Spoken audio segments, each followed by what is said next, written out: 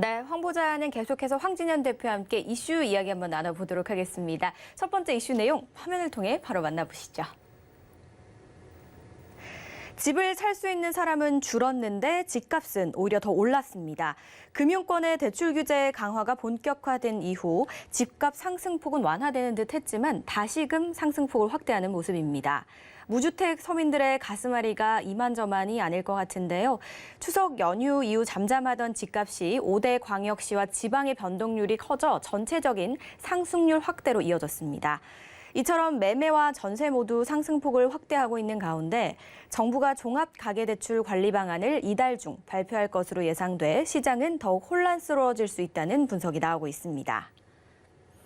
네, 대표님, 요즘 이 대출 규제에 대해서 사실 조금 시끄럽기는 했었어요. 그런데 또 집값도 약간 주춤하는 것 같더니 다시 이제 상승할 조짐을 보이고 있다, 뭐 이런 얘기도 들려오고 있어요. 네. 참 난제 중에 난제인 것 같은데 어떻게 보시나요?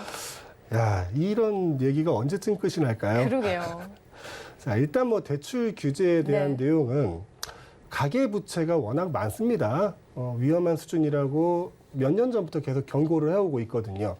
근데 그 상당 부분이 부동산 구입 자금으로 늘어났기 때문에 이 가계 대출을 줄이기 위해서 대출 규제를 하는 게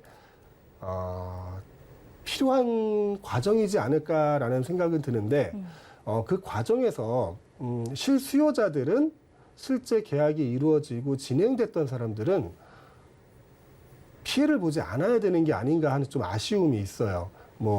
일단 분양을 받은 사람들이 잔금을 치를 때라든가 전세를 가야 되는데 전세자금 대출을 갑자기 줄여버린다든가 그러면 그 사람들은 당장 그 금액을 어디서 구합니까?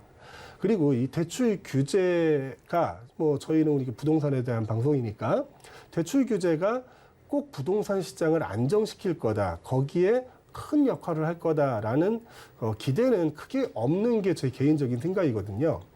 일단 부동산 가격이 안정이 되려면 누누이 얘기하지만 수요와 공급이 맞아야 됩니다. 그동안 5년 동안 계속 공급은 충분합니다. 이제 안 늘릴 거예요. 라고 얘기했던 그런 정책 때문에 연끌을 해서 이게 집을 사오고 대출을 받아 집을 사오고 또 현금 유동성이 굉장히 많았기 때문에 그리고 현금을 많이 확보할 수 있었기 때문에 지금 말도 안 되게 부동산 가격이 폭등을 한 거거든요. 이 과정은 어차피 2, 3년 후면 거품은 많이 내려갈 겁니다. 제가 누누이 얘기했던 것처럼 일단 공급이 부족해서 가격이 올라간다는 부분은 현재 정부에서 가지고 있는 공급 대책만 가지고도 약 100만 호 가까이 돼요. 계획 잡힌 것만. 그리고 지금 대선 후보들이 나와서 하는 첫 번째 얘기가 공급을 늘리겠다는 얘기입니다. 다들 예상했던 거겠죠. 누구는 400만 원을 늘린다, 200만 원을 늘린다 이런 식으로 얘기하면 그게 한 2년, 3년 후면은 전부 다 준공이 돼서 한꺼번에 나올 거거든요. 그때쯤이면은 또 집값이 굉장히 출렁이는 시기가 또 올 거고요.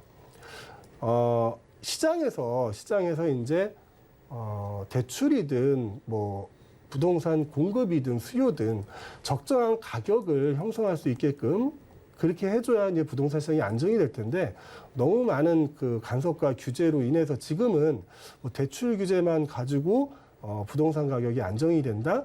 그거는 솔직히 좀 가능성이 희박해 보이고요. 이런 가격 상승 추세가 아마 내년 상반기까지는 가지 않을까.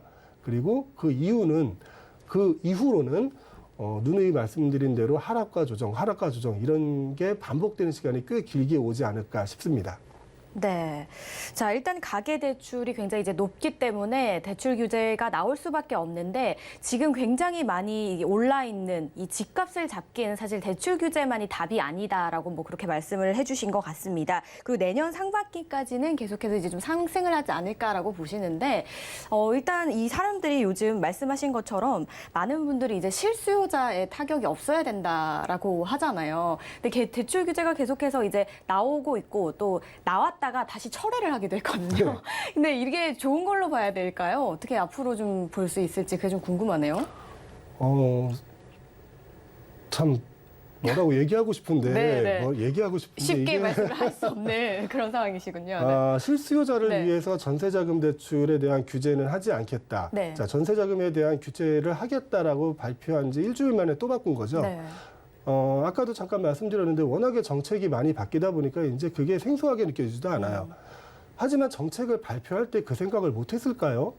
그 전문가라는 분들이 네.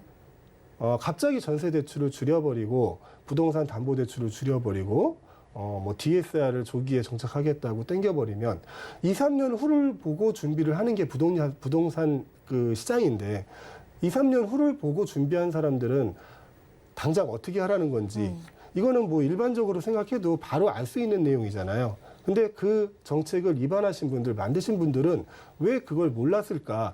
몰랐을까? 알면서도 묵인했을까? 하는 좀 약간의 의구심이 들고요. 네. 조금 더 좀 진지하게 생각하고 정책을 좀 추진했으면 하는 바람이 있습니다. 네.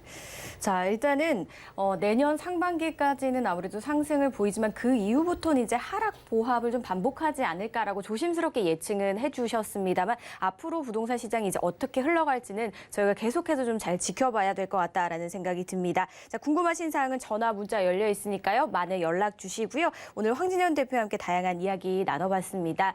저희 앞서서 만나보신 내용 다시 한번 또 정리를 해드릴게요. 자, 그 전에 먼저 우리 대표님 한번 인사드려야겠죠? 감사합니다.